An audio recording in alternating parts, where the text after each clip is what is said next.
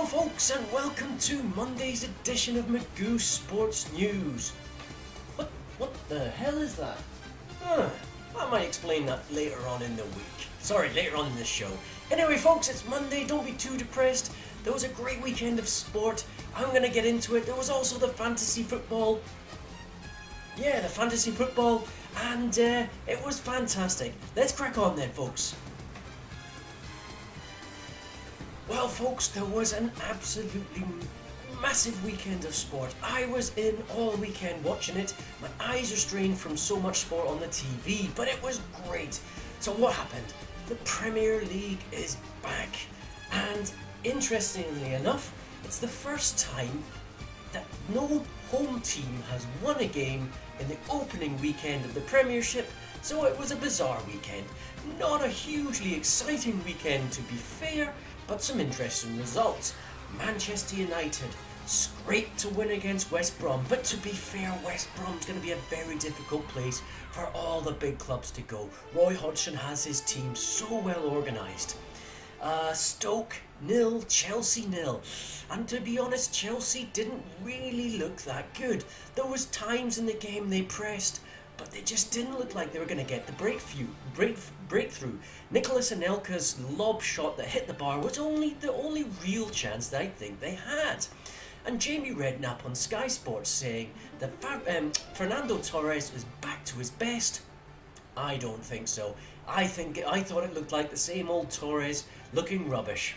Liverpool drew 1-1 with Sunderland. Got off to a great start, Liverpool. Suarez missed the penalty, but then he scored shortly after, and Liverpool were looking good. But then Sunderland hit back with a great goal from Seb Larsson. Newcastle 0, Arsenal 0, and it just goes from bad to worse for Arsenal. I predicted a Newcastle win for this one, but a 0-0 draw was just as bad. And it was exactly the same stuff from Arsenal as last year. Controlled the game, plenty of possession, but awful in the last third. Even Gervinho didn't look that good, and of course he got sent off, so a lot of work for Arsenal to do. I don't think they're going to have a happy season. One other result I'll mention is QPR 0, Bolton 4. I mean, to be fair, the result kind of did flatter Bolton because QPR in the first half were not a bad side. They just couldn't get the ball in the net. So Bolton are top of the Premiership after day one, but obviously things can change. I believe Blackpool were top last year after 2 games, so we will see. Man U basically looking strong for the title defence, but they've got some big injury concerns. Rio Ferdinand's out for 6 weeks. Nemanja Vidic is out for 2 weeks. Evra was out. Rafael is out for 10 weeks. Chicharito still out for another couple of weeks. All those injuries, they've got big games like Tottenham, Arsenal, Chelsea, away at Stoke, and I can't remember the other one, but a hard away game for them. So it's going to be interesting. Good start to the Premiership. It's good to have it back. What's next? The SPL. And I'll just mention Inverness Caledonian Thistle 0, Rangers 2. Now this was an absolute disgrace from the Scottish Football Association. Sending out a referee that biased shows everything about what they're at. The all they want is Rangers and Celtic at the top of the league, and they don't care about the rest of the clubs. I mean, the tackle from Ross Tokley. How can you tackle someone, get the ball, the player falls over his legs, you send the guy off and give a penalty, only for Rangers and Celtic. Absolute disgrace. I thought we played well, we're starting to gel as a team. I do predict good things for us coming up. So anyway, big news as well. Cesc Fabregas has signed for Barcelona. 5-year deal. The initial deal's worth 29 million euros, plus 5 million if Barca win 2 leagues and a Champions League within the 5 years. And also, Fabregas has to pay 5 million out of his wages. So 40 million euros in total, which is roughly 35 million pounds with the add-ons. So, big move there. Cesc Fabregas seems happy. He was out at the stadium waving to the crowd. But warning to you, Cesc, the grass is always greener on the other side. Or is it? Anyway, moving on. into the Super League, and it's getting to the end of the Super League season and things are hotting up. Basically, Castleford had a mare. They lost 56-0 to Leeds. And I tell you what, Castleford looked spent. They looked so tired in this game. They just didn't have any energy. Leeds are coming into an absolute amazing form. They're winning games left, right and centre, and they just took them apart. So basically Castleford are only 2 points above Hull KR, who are in 9th place. Now this is interesting because Hull KR are on a good run of form. They've won 5 of their last 6 games. Basically as well, Hull KR play Castleford in the last game of the season before the playoffs. So it's going to be interesting. Castleford have basically got now Wakefield, Hull and Hull KR. So they should, or they have to win 2 of those games to make the playoffs. Wakefield you'd think they would win, and then they have to beat one of the Hulls. So interesting there. Both Warrington and Wigan won at the weekend as you'd expect, as they were playing lower teams. Form team at the moment seem to be Leeds and St Helens. Leeds are closing in on a top 4 place, and to be honest with you, I think the semi-finals of the playoffs will be Warrington, Wigan, St Helens and Leeds, if Leeds could make that top 4. So let's have a look. What else? Yep, we've got the cricket. England hammered India again. I mean, this has been the worst series from India I've ever known. They are just getting destroyed. England now become the world #1 test team in the world, so congratulations to them. But the thing is, they're going a bit overboard with the celebrations. They're talking about dominance. They're talking about winning the 2015 World Cup. Whoa, whoa, whoa, whoa. India are just a bit crap at the moment. Let's see them play somebody else, and also see them play them away. Now into the Rugby Union, couple more World Cup warm-up games. The World Cup is close, folks. I'm getting so excited. I love the Rugby World Cup, and in fact I love the Rugby World Cup more now than the Football World Cup because there's less bullshit.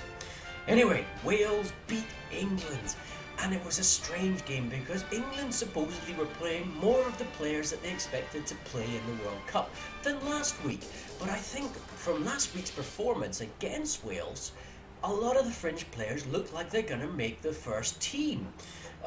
Wales pretty much dominated the game. England were just clinging onto their heels to stay in the game. So bad loss for England there. France beat Ireland as well. Didn't watch the game myself, but from what I read, France were pretty damn good, so they could be a team to watch out for in the World Cup. In the Tri-Nations as well, and Australia, I tell you what's going on in the Tri-Nations is bizarre, because New Zealand are hammering everybody, but we all know New Zealand are bottlers in the World Cup. They could effectively win it because they're at home. But Australia, who got beat by New Zealand last week with a full team, beat South Africa away from home. And it was an awesome performance from Australia. They were so strong in defence, and they're just so powerful in attack, and they were so inventive with the plays they had. It's going to be hard to see past them in the World Cup as well. So moving on into the golf. Last major of the year, USPGA, and it was a great finish to the tournament. I was thinking it's going to be boring because Jason Duffner was streaming ahead. He had, standing on the 15th tee, 5-shot lead. 4 holes to play, a 5-shot lead. He sees his nearest rival in front of him. It's a par 3. His nearest rival triple bogeys the 15th because he went in the water, and he just thinks, I've got a 5-shot lead. All I need to do is par each of the last holes. But no, what a twist follows. He takes a 4-wood on a par 3 where he just kind of needs to make a par. He drives in the water, bogey. 16th. His nearest rival birdies, and he bogeys. And then the 17th, same again, birdie bogey swing. So both players going into the last -8 even. So Jason Duffner basically into the playoff, and he gets beaten by Keegan Bradley. Keegan Bradley is a rookie. It's his first ever major and he wins it, which has only ever been done twice before in the history of golf. What an amazing finish to the tournament. I enjoyed the shit out of it. So anyway, quickly moving on, tennis. Novak Djokovic beat Marty Fish, but that was expected because nobody else was decent left in the tournament. That's all, folks. What a weekend. Hope you enjoy it. So folks, what have we got coming up this week? Well, it's relentless, the sport. In the football, Manchester City are away at Swansea. It's going to be a fantastic game. Sorry, no, it's at the City of Manchester Stadium. That's 8 p.m. tonight. Can Man City get off to a raw, absolute belter of a start? They play some might say, the easiest team in the league. Arsenal tomorrow night are in the Champions League at home to Udinese. They have to win. They have to get over the loss of Cesc Fabregas by getting into the Champions League group stage. Thursday night, Europa League qualifying, and there's plenty of British teams in action. FC Thun of Switzerland play Stoke. Fulham play Dnipro. Hearts against Tottenham, an all-British affair. Question is, are Tottenham that bothered about the Europa League? Will they play their full team, or will they play a second-string team because they're more bothered about getting into the Champions League? We'll wait and see. That's on Thursday at 7:45. Definitely watch out for that. Nacional, I think of Portugal, play Birmingham. NK Maribor play Rangers, and because of Rangers' performance on Saturday, go on the NK Maribor. And Celtic play FC Sion. In the cricket, the fourth and final test gets underway. Will England be too hungover to beat India, or will it be another drubbing? That starts on Thursday. In the tennis, and it's the Cincinnati Masters. Big tournament because two reasons. It's one of the Masters events, which is the second sort of tier of events in the World Tour of Tennis, and it's also used as a warm-up for the last major of the year, the US Open. Can Andy Murray do better than last week where he got knocked out in the first round? He's only played one match since Wimbledon, and he's got the US Open coming up in 2 weeks, so he really needs to go far in this tournament. So that's basically what we've got coming up. It's going to be a fantastic week of sport. So folks, I have to mention the fantasy football, and yes, number one, Magoo Sports News, get in. Also got 3 players playing tonight, so a big Man City win with Dzeko hat-trick, David Silva with a couple of assists, and Magoo Sports News extends their lead. So it was an interesting week in the fantasy football. The table is like this, boom, and Barb or Tim, top block, should I say, why did you leave a player out? What a numbskull. I warned you last week, remember to save team changes. Maybe it was a ploy because you knew you weren't going to do well, but I don't know. And I tell you what, I had Gervinho in my team up until 11 o'clock in the morning on Saturday, and I thought, no. Arsenal aren't going to do well. And I'm glad I got rid of him. So anyway, brilliant week of fantasy football. Get your team sorted for next week, and remember to save the changes. Quick viewer comments section, folks, and I got a comment from Boom, and he says, is Terry Butcher still the man for ICT? In a word, yes. Give him time, he's got loads of new players in. As Saturday's performance showed, we are starting to gel. We just got a bit of bad luck with the biased referee, but I think once we start to gel, we'll be a better team, and we'll do fine. Terry Butcher all the way. That's all then, folks. Bit of a long show today. I do apologise about that, but hope you enjoyed your weekend. Hope you enjoyed the fantasy football. I'm off to watch some sport. Thanks for watching. See you guys on Friday.